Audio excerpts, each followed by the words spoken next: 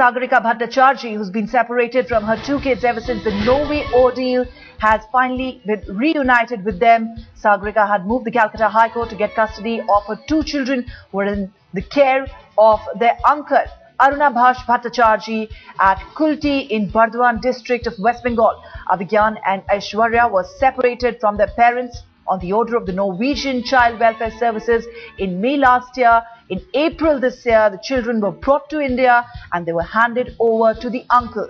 Almost 7 months ago, Sagarika Bhattacharya approached the Child Welfare Committee, which ordered that the two children be handed back to Sagarika. But police had refused to comply. Now the court has ordered that the children be returned to their mother. Alright, so that ugly custody battle that has been on now for months. Let me go across to my colleague Manogya, who now joins us live from Kolkata. Manogya, just take us through the court ruling and what does it effectively mean for these two children who are at the center of this custody battle between the two parents?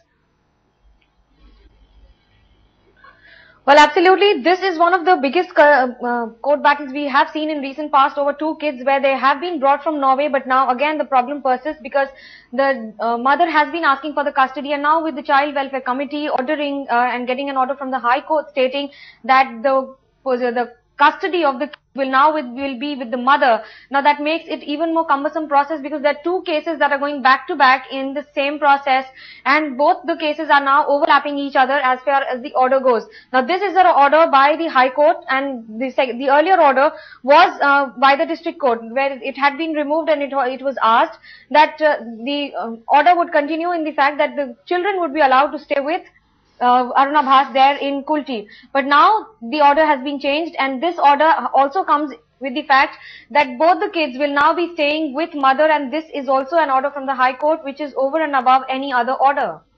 Alright, have you also managed to get a reaction from the kids' uncle, because the kids for the past 7 months or so have been with the uncle?